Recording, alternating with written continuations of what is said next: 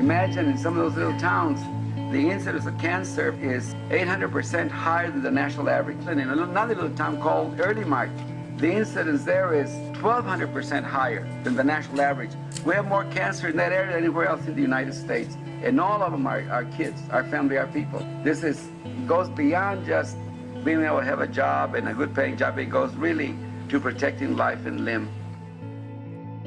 Hi everyone, this is Supervisor Manuel Perez representing the 4th District. And it's a pleasure for me to be here with you today, and quite an innovation that we have moving forward with this little tidbit of a documentary, if you will, on behalf of an organizer, a leader, an individual that for many of us within the farm working community is a hero. And that is Cesar Estrada Chavez, commemorating his lifelong legacy as a community activist, an organizer, and quite frankly, one also of being a humanitarian, emphasizing nonviolence tactics. For me, obviously, it's very personal because not only did I have the opportunity and pleasure of reading about him, but also learning from him and getting to meet him. He organized throughout the state of California, and although we're commemorating him here in Riverside County, I'll tell you, he is an international leader where people know him throughout the world. We did quite a bit of work in ensuring that we fought alongside Cesar, Dolores Huerta, the UFW, on behalf of farm workers, a lot of work on behalf of immigrant rights. I remember back in 1990, I want to say, when I was at UCR, he came and did a speech for us and really inspired and motivated all of us.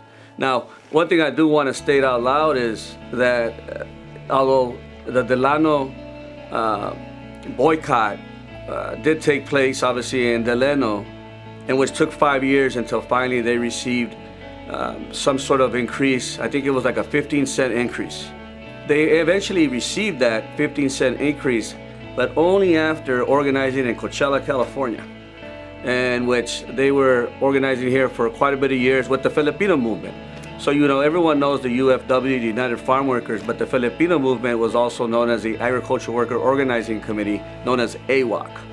And I have to give my respects and props to the Filipino movement as well, because it was a Filipino movement and let's say the Latino, Mexican-American movement that came together and allowed the UFW to become what it became, which grew and allowed many different folks of diverse backgrounds and farm workers of diverse backgrounds to come together. I want to leave you with one thought. You know, you are really not that far from the farm workers. Every time, 3 times a day that you get around that table, you are partaking from their sacrifices.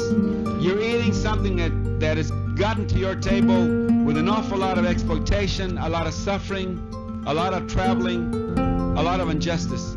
And you know, the farm workers for generations, they know there's nothing in it for them. And they know when they leave their homes that they're going to be just as broke when they get back, and they still go out and harvest those crops and plant them and cultivate them. You know why? I think they do it because they understand that they have a tremendous sense of mission. He used a lot of symbolism and nonviolent tactics like marches and strikes and protests and boycotts. He also would have symbols of the Virgen of Guadalupe. He would also fast. And that was ways in which he would try to raise awareness about the plight of farm workers that oftentimes suffered in silence. March 31st, which is today, would be his birthday. He'd be turning 96 years old. And I'll tell you, I remember back in 1993 in April, where I was.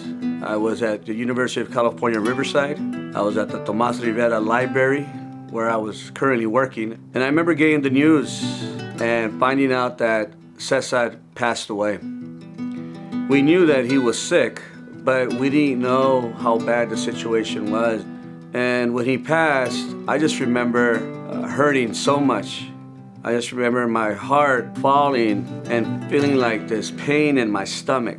So we ended up organizing a march on the campus on that day to commemorate his legacy.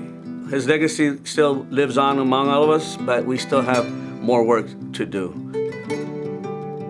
I think that ever since his passing, we've been missing that type of leader. But know, though, that all of us can be leaders just like him. All of us need to do what we can to ensure that we spread humanitarianism, social justice, that we fight against discrimination, and that we do everything we can to ensure that humanitarianism lives on among all of us and among the county of Riverside. Farm labor as it is today, who feeds all of you and all of us, the whole country and part of the world, they know that they've got a tremendous responsibility, whether they get anything for them or not, to feed you and to keep you well and alive. Isn't it tragic that the same men and women who plant and cultivate and harvest the greatest abundance of food that the world has ever known, when it's all said and done and when the land is lay fallow to rest, and they look at themselves and they have no food for themselves? And this is really tragic. And so they're saying to you through me, as we feed you and fed you for generations, please help us feed ourselves.